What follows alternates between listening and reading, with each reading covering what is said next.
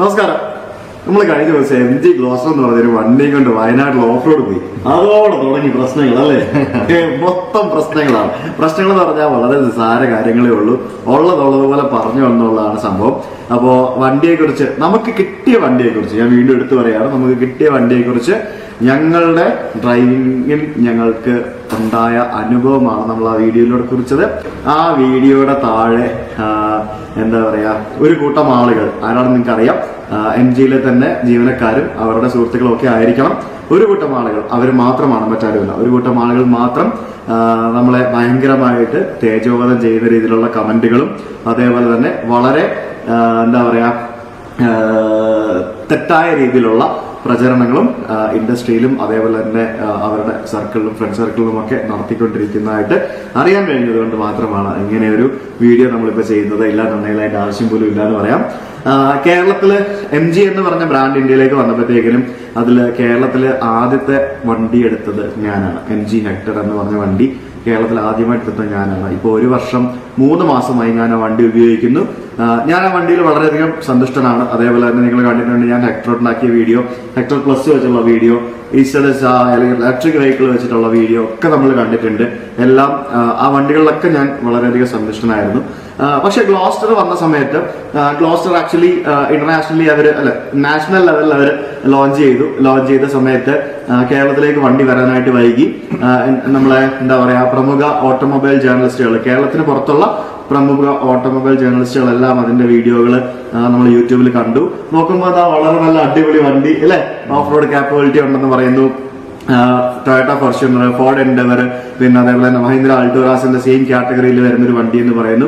സ്വാഭാവികമായിട്ടും ആ വണ്ടിയുടെ ഫീച്ചേഴ്സ് ആരെയും കണ്ണഞ്ചിപ്പിക്കുന്നതും അതേപോലെ തന്നെ മോഹിപ്പിക്കുന്നതുമായിട്ടുള്ള ഒരു വണ്ടിയായിരുന്നു. അപ്പോ അത് എന്താണ് വരുന്നത്, അത് നമുക്ക് റിവ്യൂ ചെയ്യാൻ കിട്ടണം എന്നുള്ള ഒരു ആകാംക്ഷയില് നമ്മൾ MGയുമായിട്ട് അത്രയധികം ക്ലോസ് ആണ്. കഴിഞ്ഞ ഒരു വർഷത്തിലധികമായിട്ട് നമ്മൾ MGയുടെ വണ്ടി ഉപയോഗിക്കുന്നുണ്ട്. അവിടെയുള്ള എല്ലാവരുമായിട്ടും വളരെയധികം ക്ലോസ്ഡ് ആണ്. കാരണം അതിന് പ്രധാന റീസൺ എന്ന് പറയുന്നത് അവർക്ക് എന്നെയും പ്രിയപ്പെട്ടതാണ്. കാരണം നമ്മുടെ റെഫറൻസ് വഴി എനിക്കറിയാം ഒരു 100-ലധികം MG ഹെക്ടർ കേരളത്തിൽ അവർ കച്ചവടം ചെയ്തിട്ടുണ്ടാവുന്ന എനിക്ക് 100% ഷുവർ ആയിട്ടുള്ള ഒരു കാര്യമാണ്. അപ്പോൾ സ്വാഭാവികമായിട്ടും ഗ്ലോസ്റ്റർ വീഡിയോ ചെയ്യാനുള്ള ആഗ്രഹത്തോടെ അപ്പോൾ വണ്ടി വരുന്ന സമയത്ത് അവരുടെ തന്നെ ജീവനക്കാർ എനിക്ക് ഫോട്ടോ എടുത്ത് അയച്ചേർന്നു, ചേട്ടാ വണ്ടി എത്തിയിട്ടുണ്ട്, ഭയങ്കര സംഭവമാണ്. എന്നിട്ട് വണ്ടി ഇത്രാം തീയതി, അപ്പം വണ്ടി അന്നേരമാണ് സീൻ. അതായത് വണ്ടി കേരളത്തിൽ വന്നപ്പോ തന്നെ വണ്ടിക്ക് ഡെന്റ് ഉണ്ടെന്ന് പറയുന്നു. അത് റിപ്പയർ ചെയ്യാൻ 3 ദിവസം എടുക്കും. അതിന് ശേഷമേ നമുക്ക് റിവ്യൂ ചെയ്യാൻ പറ്റുള്ളൂ, വീഡിയോ ചെയ്യാനായിട്ട് വണ്ടി തരാൻ പറ്റുള്ളൂ എന്ന് പറയുന്നു. ഓക്കെ, അപ്പൊ ഒരു ഡേറ്റ് പറഞ്ഞു. ആ ഡേറ്റിന് ഉച്ചയ്ക്ക് 1 മണിക്ക് എന്നോട് അവിടെ എത്താൻ ആവശ്യപ്പെട്ടു. ഞാൻ അവിടെ ചെന്നപ്പോഴത്തേക്കിനും അവിടെ വണ്ടി അപകടത്തിൽ പെട്ട് കിടക്കുകയായിരുന്നു. അതൊന്നും ആരും അറിഞ്ഞിട്ടില്ല, ഞാനും പുറത്ത് പറഞ്ഞിട്ടില്ല. കാരണം ഒരു വണ്ടി ഇവിടെ കേരളത്തിൽ എത്തിയപ്പോൾ തന്നെ അത് അപകടത്തിൽ പെട്ട് കിടക്കുന്നതായിട്ട് നമ്മൾ പറയേണ്ട ആവശ്യമില്ല. അപകടങ്ങൾ സംഭവിക്കും.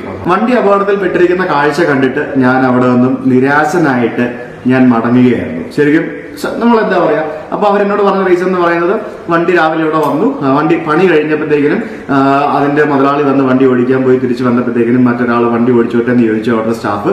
അപ്പൊ അവര് ഓടിച്ചിട്ട് വന്നു കഴിഞ്ഞപ്പോൾ, ഓടിക്കാനായിട്ട് പോയപ്പോൾ കണ്ടെയ്നർ റോഡിൽ വെച്ച് ഏതൊരു ഇന്നോവയുമായിട്ട് വണ്ടി ഇടിച്ചു.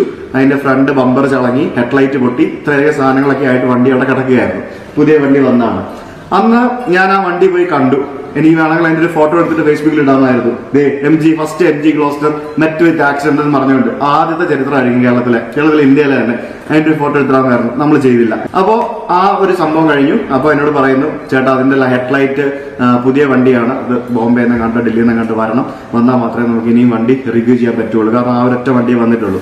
ഓൾറെഡി ഡെൻഡായിട്ട് വന്ന വണ്ടി, അതായത് ബാക്കിയുള്ള സ്ഥലങ്ങളിലൊക്കെ ആളുകൾ നമ്മളെപ്പോലെ തന്നെ ടെസ്റ്റ് ഡ്രൈവും ബാക്കിയുള്ള ഓഫ് റോഡിങ് ചെയ്ത് കഴിഞ്ഞ വണ്ടിയാണ് ഇവിടെ വന്നത്. അപ്പൊ അത് ഓൾറെഡി ഡെൻഡായിട്ട് അത് റിപ്പയർ ചെയ്ത് കഴിഞ്ഞപ്പം ആക്സിഡന്റും ആയി. എന്നിട്ട് ഈ സാധനം ഞാൻ തിരിച്ച് വീട്ടിലെത്തിയ സമയത്തേക്കിനും എനിക്കൊരു ലിങ്ക് അയച്ചു തന്നു. വണ്ടിയുടെ റിവ്യൂ ഓൾറെഡി യൂട്യൂബിൽ വന്നു എന്ന് പറഞ്ഞ് വന്നു. അപ്പോ ഓൾറെഡി ആ വണ്ടി നമുക്ക് തരുന്നതിന് മുമ്പായിട്ട് മറ്റൊരാൾ എടുത്തുകൊണ്ട് പോവുകയും ആ വണ്ടിയുടെ റിവ്യൂ എടുത്ത് യൂട്യൂബിൽ ഇടുകയും ചെയ്തു. അത് ഒരു ഇല്ലീഗൽ വേയിലാണ് സംഭവിച്ചത് എന്ന് MGയിലെ ആളുകൾ തന്നെ നമ്മളോട് പറഞ്ഞു. കാരണം എംബാർഗോ എന്ന് പറഞ്ഞൊരു സംഭവമുണ്ട്. കേരളത്തിൽ വന്നിരിക്കുന്ന വണ്ടികൾ, കേരളത്തിൽ ധാരാളം ഓട്ടോമൊബൈൽ ജേർണലിസ്റ്റുകൾ, ഞങ്ങൾ ഓട്ടോമൊബൈൽ ജേർണലിസ്റ്റുകളല്ല, നമ്മൾ ട്രാവൽ വ്ലോഗേഴ്സ് ആണ്. നമ്മൾ എന്താ ചെയ്യുന്നത്, വണ്ടി നമ്മൾ കൊണ്ട് എവിടെയെങ്കിലുമൊക്കെ നമ്മൾ ട്രാവൽ ചെയ്ത് പോകും, അതിന്റെ എക്സ്പീരിയൻസ് പറയും, അതല്ലാതെ നമ്മൾ റിവ്യൂ അല്ല ചെയ്യുന്നത്. അപ്പോൾ ഓട്ടോമൊബൈൽ ജേർണലിസ്റ്റുകളുണ്ട്, അവർക്ക് എല്ലാവർക്കും എംബാർഗോ ഉണ്ട്. കാരണം എംബാർഗോ എന്ന് പറഞ്ഞു കഴിഞ്ഞാൽ ഒരു പർട്ടിക്കുലർ തീയതി പറയും, കമ്പനി പറയും. കാരണം ഇത് കമ്പനിയാണ് വണ്ടി തരുന്നത്, ഈ ഡീലർ അല്ല. കമ്പനി പറയും ഇത്രാം തീയതി ഇത്ര മണിക്ക് ശേഷം മാത്രമേ ഈ വീഡിയോ ഇടാൻ പാടുള്ളൂ എന്ന് പറയും. അങ്ങനെ ഒരു ഡേറ്റ് പറഞ്ഞിരുന്നു. ആ ഡേറ്റ് ശരിക്കും എംബാർഗോന്റെ ആവശ്യം പോലും ഇല്ല, കാരണം ഓൾറെഡി നാഷണൽ ലെവലിൽ എല്ലാവരും വീഡിയോ ഇട്ടതാണ്. അപ്പൊ കേരളത്തിലുള്ള എല്ലാവർക്കും വേണ്ടി അവരൊരു ഡേറ്റ് വെച്ചിരുന്നു. അപ്പൊ അങ്ങനെ നമുക്ക് എന്തായാലും ഓൾറെഡി ഒരു വീഡിയോ എംബാർഗോ തെറ്റിച്ച് യൂട്യൂബിൽ വന്നു കഴിഞ്ഞു. നിങ്ങൾ പലരും കണ്ടിട്ടുള്ള വീഡിയോ ആണ്. അതിനുശേഷം നമുക്ക് പിന്നെ ഈ വർക്ക് കഴിഞ്ഞിട്ട്, ഇതിന്റെ ആക്സിഡന്റ് ആയ വർക്ക് കഴിഞ്ഞിട്ടാണ് നമുക്ക് പിന്നെ വണ്ടി തരുന്നത്. അപ്പോ എന്റെ കൂടെ ഹാനിക്ക ഉണ്ടായിരുന്നു. ഹാനിക്ക പറഞ്ഞു എനിക്ക് വണ്ടി കിട്ടാനുണ്ട്, നീ അതുകൊണ്ട് കോഴിക്കോട് വരാൻ പറ്റുമോ എന്ന് ചോദിച്ചു. കോഴിക്കോട് വരികയാണെങ്കിൽ നമുക്ക് ഒരുമിച്ച് വയനാട് പോയിട്ട് വീഡിയോ ചെയ്യാന്ന് പറഞ്ഞു. ഞാൻ പറഞ്ഞു എനിക്ക് അന്ന് വരാൻ പറ്റില്ല എന്ന് പറഞ്ഞായിരുന്നു. ആ സമയത്താണ് എമ്മിൽ പോയി ഹാരിയർ എടുക്കുന്നതൊക്കെ ചെയ്യുന്നത്. അപ്പൊ അതിനുശേഷം പിന്നീട് ആ വണ്ടിയും കൊണ്ട് നമ്മൾ വയനാട്ടിൽ പോയിരുന്നു. നിങ്ങൾ കണ്ടതാണ്, നമ്മൾ ഗ്ലോസ്റ്റർ ആയിട്ട് വയനാട് പോയത്. അതെനിക്ക് തോന്നുന്നു 12-ാം തീയതി 13-ാം തീയതി എന്തായിരുന്നു ഗ്ലോസ്റ്റർ ആയിട്ട് വയനാട് പോയതും. അത് ഞങ്ങൾ ഓൾറെഡി ഒരു വീഡിയോയിൽ ചെറുതായിട്ട് കാണിക്കുകയും ചെയ്തായിരുന്നു. അതിനുശേഷം നമ്മൾ അവിടുന്ന് ഹാനിക്ക കൊണ്ടുവന്ന ബെൻസിന്റെ വണ്ടിയുമായിട്ട് നമ്മൾ കൂർഗിലേക്ക് പോയതൊക്കെ നിങ്ങൾ കണ്ടാണ്. ആ സമയത്ത് ഷൂട്ട് ചെയ്യുന്ന സമയത്ത് 15-ാം തീയതി വീഡിയോ ഇടാമെന്നായിരുന്നു MG പറഞ്ഞിരുന്നത്. 14-ാം തീയതി ആയപ്പോൾ വിളിച്ചു പറഞ്ഞു എംബാർഗോ നീട്ടിയിട്ടുണ്ട്, 30-ാം തീയതിക്ക് ശേഷം മാത്രമേ ഇടാൻ പാടുള്ളൂ എന്ന് പറഞ്ഞു. അപ്പോൾ സ്വാഭാവികമായിട്ട് നമ്മൾ അത് അക്സെപ്റ്റ് ചെയ്തേ പറ്റുള്ളൂ. അപ്പോൾ നമ്മൾ ആ സമയത്ത് വണ്ടി ഷൂട്ട് ചെയ്ത് വെച്ചത് 30-ാം തീയതി ഇട്ടപ്പോഴത്തേക്കും നമ്മൾ ഓൾറെഡി ഈ ഒരു ട്രിപ്പ് ആരംഭിച്ചു കഴിഞ്ഞു. ഈ ഒരു ട്രിപ്പ് പോകുന്നത് ഏത് വണ്ടിയിലാണ്? ഫോർഡ് എൻഡവറിലാണ്. അപ്പൊ സ്വാഭാവികമായിട്ടും നിങ്ങളിൽ പലർക്കും തോന്നാം എൻഡവർ ഞങ്ങളെ സ്പോൺസർ ചെയ്തുകൊണ്ട് നമ്മൾ MGനെ ഡീഗ്രേഡ് ചെയ്ത് വീഡിയോ ഇട്ടു എന്നുള്ളതായിരിക്കാം. പക്ഷെ അത് ഒരിക്കലും അങ്ങനല്ല. ഇത് അന്ന് വരേണ്ട 15-ാം തീയതി വരേണ്ട വീഡിയോ ആയിരുന്നു. MG കമ്പനിയുടെ എംബാർഗോ നിലവിലുണ്ടായിരുന്നത് കാരണമാണ് നമുക്ക് ഈ വീഡിയോ 30-ാം തീയതി ഇടാനായിട്ട് നമ്മൾ നിർബന്ധിതരായത്. ഇനി ഇതിന്റെ റിയാലിറ്റിയിലേക്ക് വരാം. അതെബിൽ പറയും. ഞാനിപ്പോ ഇവിടെ പറയുന്നത് എനിക്ക് തോന്നിയ ഒരു ഡ്രൈവ് ചെയ്തപ്പോൾ തോന്നിയ ഒരു എക്സ്പീരിയൻസ് മാത്രമാണ്. അത് ഞാൻ വളരെ സത്യസന്ധമായിട്ട് പറയുന്നു. എനിക്ക് വാഹനങ്ങൾ, ഞാൻ വണ്ടിയിലെ ഭയങ്കര വലിയ എക്സ്പേർട്ടാണെന്നും പറയുന്നില്ല. ഈവൻ എന്താ പറയാ, വണ്ടി ഓടിക്കുമ്പോൾ എനിക്കെന്നല്ല, ഒരു സാധാരണക്കാരന് വണ്ടി ഓടിക്കുമ്പോൾ മനസ്സിലാകുന്ന കാര്യം മാത്രമേ ഞാൻ പറയുന്നുള്ളൂ. അല്ലാണ്ട് അതിനപ്പുറത്തോട്ട് ഡീപ്പായിട്ടുള്ള ഭയങ്കര ടെക്നിക്കലായിട്ടുള്ള കാര്യങ്ങളൊന്നും പറയണ്ട. ഒരാൾ വണ്ടി ഓടിച്ച് നോക്കുമ്പോൾ കാണുന്ന ഒരു ഫീല് മാത്രമാണ് ഞാൻ പറയുന്നത്. എനിക്ക് ഫസ്റ്റ് തോന്നിയ കാര്യം, വണ്ടി കയറ്റം കയറുമ്പോൾ, ചുരം കയറുമ്പോൾ വണ്ടിയുടെ ഗിയർ റേഷ്യോ ഭയങ്കര കൺഫ്യൂസിംഗ് ആയിട്ട്, വണ്ടിക്ക് ഭയങ്കര കൺഫ്യൂസിംഗ് ആയിട്ട് ഫീൽ ചെയ്യുന്നതായിട്ട് എനിക്ക് തോന്നി. അത് എനിക്ക് ആദ്യം തന്നെ മനസ്സിലായി. രണ്ടാമത്തെ കാര്യം, ഭയങ്കര ജെർക്കി ഷിഫ്റ്റിംഗ്, ഒരു സെക്കൻഡിലും തേർഡ് ഗിയറിലും ഭയങ്കര ജെർക്കി ആയിട്ടുള്ള ഷിഫ്റ്റിംഗ് വണ്ടിയുടെ കുഴപ്പമായിരിക്കും. ഇത് ആ കിട്ടിയ ഒരു പെർട്ടിക്കുലർ വണ്ടിയുടെ മാത്രം പ്രോബ്ലം ആവാൻ സാധ്യതയുണ്ട്. പക്ഷെ അത് അറിയണമെങ്കിൽ നമുക്ക് വേറെ വണ്ടി കിട്ടണം, എന്നാലേ വണ്ടി ഓടിച്ചാലേ മനസ്സിലുള്ളൂ. പക്ഷെ നമുക്ക് റിവ്യൂ ചെയ്യാൻ തന്ന വണ്ടിയിൽ ഈ ഒരു പ്രശ്നം ഉണ്ടായിരുന്നു. ഞാനത് മനസ്സിലാക്കി. ഞാനത് സുജിത്തിനോട് പല പ്രാവശ്യം പറഞ്ഞ വണ്ടിക്ക് ജേർക്കിംഗ് ഉണ്ട്. പിന്നെ അതുപോലെ തന്നെ ചുരമൊക്കെ കയറുന്ന സമയത്ത് വണ്ടി ഭയങ്കര, ഞാൻ പാഡിൽ ഷിഫ്റ്റ് യൂസ് ചെയ്തിട്ടാണ് ഇത് കയറിയത്. പിന്നെ അത് കഴിഞ്ഞിട്ട് എന്താണെന്ന് വെച്ചിട്ടുണ്ടെങ്കിൽ ഈ പറയുന്ന ഒരു ഓഫ് റോഡിങ്ങിന് വേണ്ടി നമ്മൾ പോയി. ആ ഓഫ് റോഡിങ് കണ്ടു കഴിഞ്ഞാൽ നിങ്ങൾക്ക് ആർക്ക് ആണെങ്കിലും അറിയാം, ഏതൊരു സാധാരണ ഒരു കാറ് കയറി പോകുന്ന ഒരു ചെറു കാറ് കയറി പോകുന്ന വഴിയിലാണ് നമ്മൾ ചെയ്തത്. റോഡിൽ ടാറില്ലെന്ന് മാത്രമേ ഉള്ളൂ, കുത്തനെയുള്ള കയറ്റമുണ്ട്. അപ്പൊ അവിടെ വണ്ടി ഭയങ്കരമായിട്ട് സ്ട്രഗിൾ ചെയ്യുക.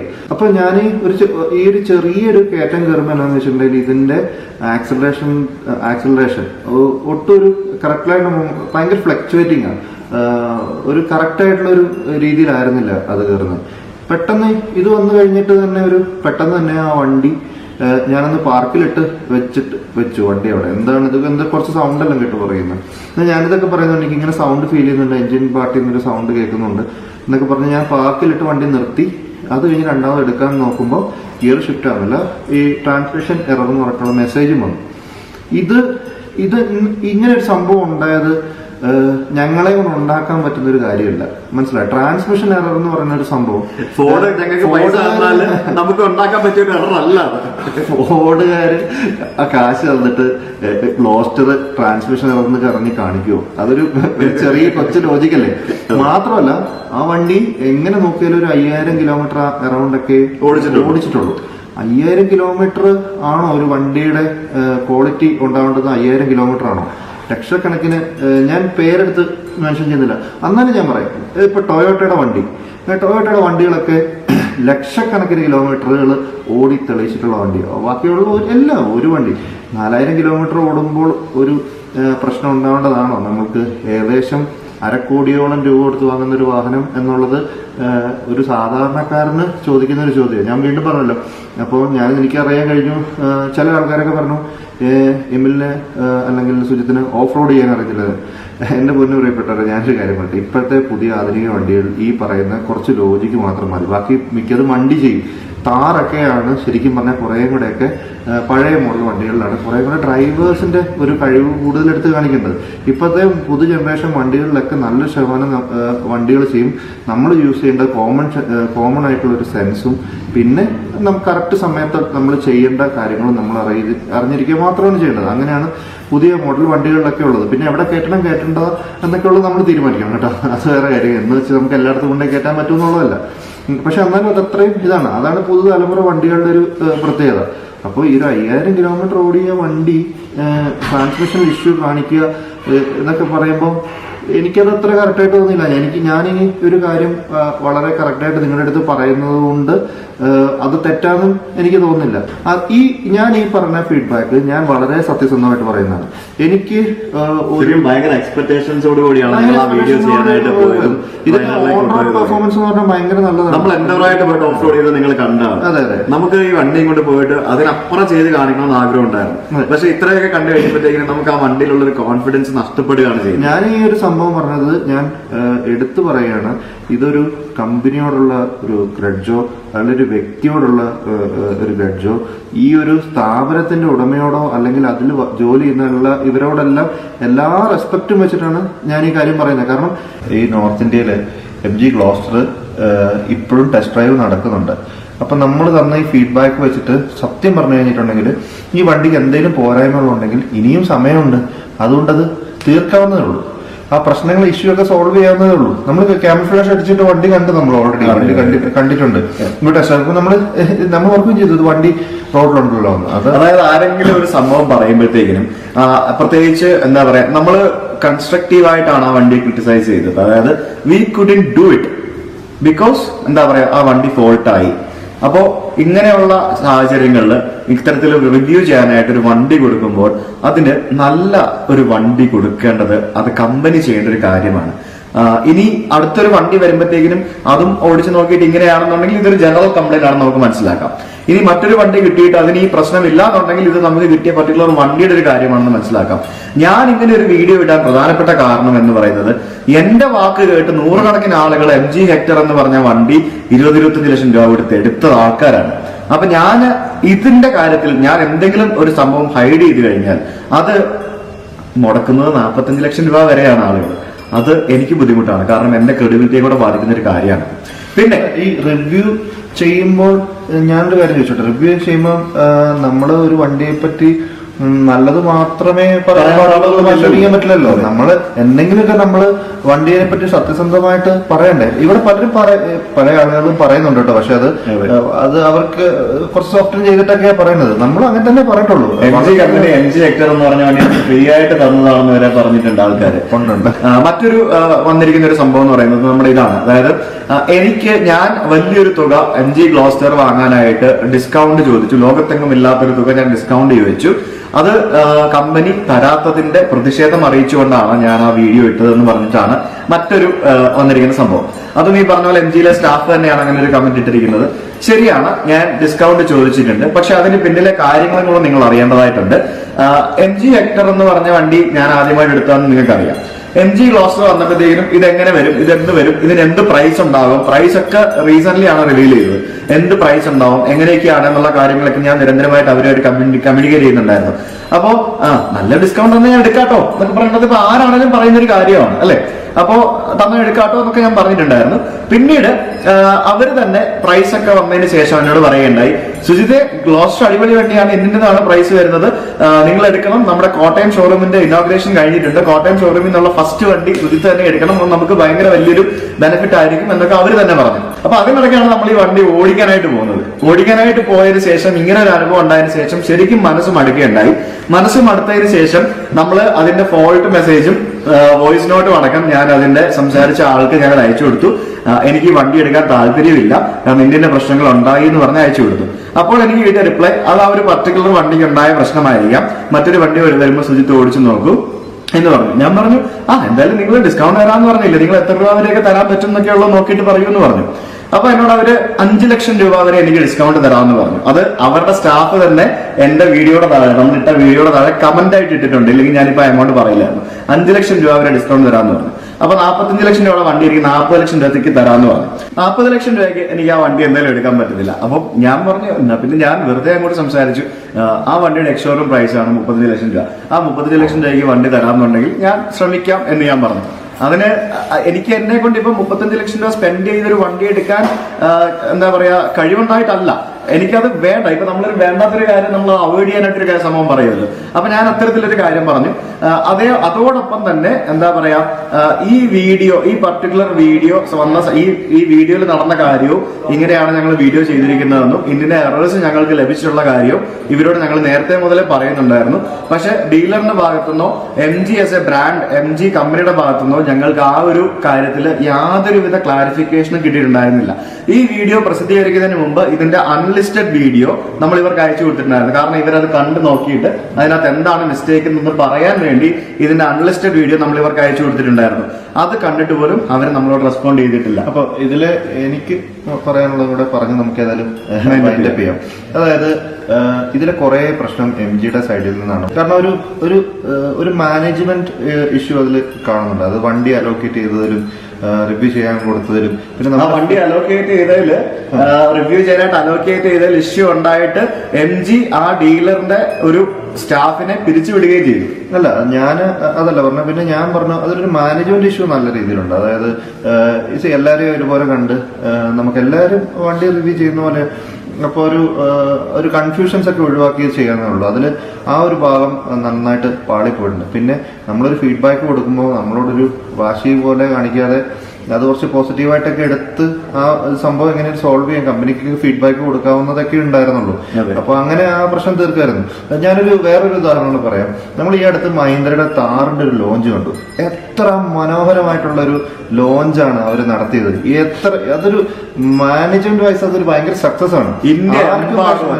കറക്റ്റ് എംബാർഗോ കറക്റ്റ് എല്ലാരും ചെയ്തു. എല്ലാവരുടെ റിവ്യൂ കണ്ടു. എല്ലാവരും കണ്ടു. ഓരോരുത്തരുടെ ശൈലിയുണ്ട്. ഒരേ റിവ്യൂ കണ്ടവർ തന്നെ ബാക്കി എല്ലാവരുടെയും റിവ്യൂ ഉണ്ട്. വളരെ കറക്റ്റ് ആയിട്ട് സമയത്ത് എത്ര ആളുകളിലേക്ക് എത്തി. അപ്പൊ അതുപോലെ ഒരു സിസ്റ്റം MGയുടെ കമ്പനിക്ക് ലാക്ക് ചെയ്യുന്നുണ്ടെന്നുള്ള കാര്യം മനസ്സിലായി. പിന്നെ അടുത്തൊരു കാര്യം കൂടെ പറഞ്ഞു നിർത്തുക. ഏതായാലും ഇത്രയൊക്കെ പറഞ്ഞല്ലോ.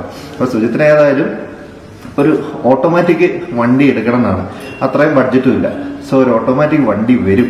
പക്ഷെ നിങ്ങൾ വിചാരിക്കുന്ന പോലെ ഇത് ഭയങ്കര ലക്ഷറി ക്ലാസ്സിലുള്ള ഈ വലിയ MG ഗ്ലോസ്റ്റർ ആ ഒരു റേഞ്ചിലുള്ളതല്ല. പക്ഷെ ഒരു വണ്ടി വരും അല്ലേ?